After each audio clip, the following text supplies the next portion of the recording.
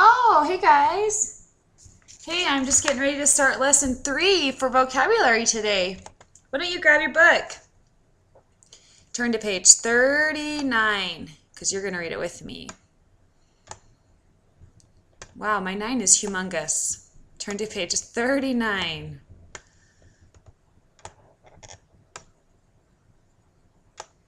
There it is. Yeah, that's about accurate. Turn to page 39. We're going to read our story together.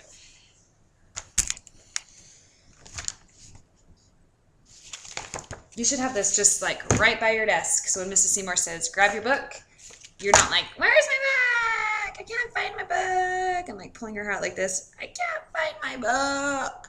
You're just like, oh yeah, I'm totally organized. Mrs. Seymour says, turn to page 39. I'm already there. So just keep your vocabulary book right by your computer, right by your workspace, okay? We're going to read our story, and there's a story in every single unit, because when we can visualize words in a story, zing, zing, zing, we learn them better. Believe me, you will, because your brain will start imagining things. You'll get images and pictures in your brain about what it's supposed to look like, and you'll remember what those words mean. If you just read a word in a definition, it probably doesn't make any sense. But if you can see it in a fun story, or like sometimes like if you watch things on a movie, it makes more sense. You can visualize where those things are coming from. That's why we read our stories every week. That's why they're super duper important, okay?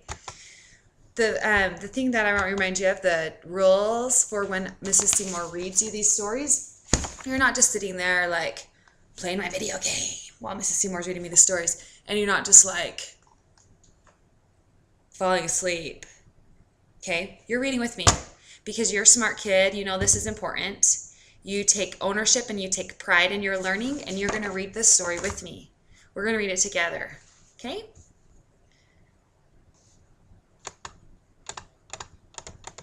I just want to see what's up here really quick. Every time today that I read a word, we're just going to do a exclamation, like, so every time I do it, just like this, finger up, okay? Do you think a city can just disappear? That is what people believed about Machu Picchu, Peru. Let us explore this city that was hidden from view for nearly 400 years until it was discovered in 1911. Peru, a country in South America, has some of the highest mountains in the world. These mountains are part of the Andes, a mountain chain that runs along the western coast of South Africa. Some peaks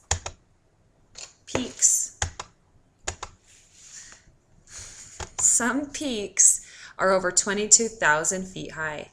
Travel in this area is not easy. So start visualizing the peaks that are so high. Because of the tall mountains, some places are almost impossible to reach. However, long ago, the people known to us as the Incas settled, there's the word settle, they settled in these parts. Machu Picchu was one of the many cities that they built. This city is high in the Andes. There are steep cliffs which rise 2,000 feet on all sides. All of the buildings are made from large blocks of stone. These were carefully cut to fit together exactly. Scholars do not know how the people were able to move such big rocks into place. The Incas never invented a wheel. Vehicles with wheels would have been useless on the steep paths of the Andes. The streets connect to each other by steps. These lead from one level to the next. Most of the buildings are one-room houses built around open spaces. Channels cut into the stone carried water into the homes. So there was channels that cut into the stone, and it carried the water into their homes. Excuse me, I have a nose itch. We do not know much about the people who lived in Machu Picchu. The Incas never invented a way to write, so they did not leave any records. We do know, however, that they were artistic. Faces and strange animal shapes are carved in the rocks around the city. They were skilled astronomers, too. They showed the seasons by marks carved in the stone. Stone clocks measured time as the shadow of the sun passed across their faces. In 1532, a small Spanish army arrived and took control of the Incas and their cities. Peru became part of Spain's empire. Remember empire? No one knows what happened to the people of Machu Picchu. The Spanish never mention, they don't talk about it, they never mention it in any of their records. As time went on, some people believed there might be an old city hidden in the mountains. Almost 400 years later, some people found it covered over by trees and bushes. When these plants were cut back, they stood as it has been. The city stood as it had been before the arrival of the Spanish. Today, many people come for a visit. Most fly to Cusco, a city of 250,000 people in southern Peru. Then they take a 4-hour train ride up the mountain. The last part of the journey by bus can be scary. Nervous people are told don't look out the windows. This is because the bus slowly zigzags its way up a road that's cut into the steep side of the mountain.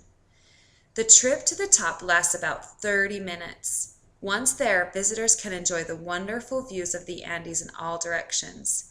They are free to explore the city and to think about the people who built it. After being silent for almost 400 years, the streets of Machu Picchu are again filled with the bustle of people. That is like the coolest story, huh? Did you visualize all of our words? I did. I was visualizing this empire that they talked about when Spain came in.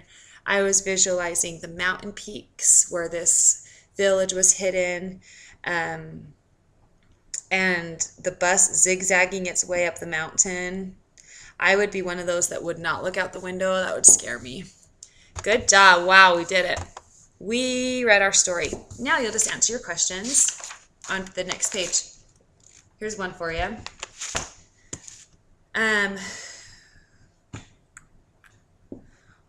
What do scholars know about the people of Machu Picchu? And if you forget, just turn your thing back. And it just said, we do not know much about them because they didn't have a way to write. The only things that we did kind of know were that they were good at drawing because there was lots of drawings on the rock walls, and they're really artistic. Okay, that's our lesson for today. We read our story, and our connection minute, can't even read that, is, I did that one yesterday. Forgot to take it out. Have you seen the student spotlight in your homeroom class this week? It could be you. You better go check it out. Your homeroom teachers spotlight a student every week and they put it on their website, and it could be you. They could be telling all the kids about you and you don't even know. So go check out your student spotlight. Thanks for coming to our Daily Dose. Bye.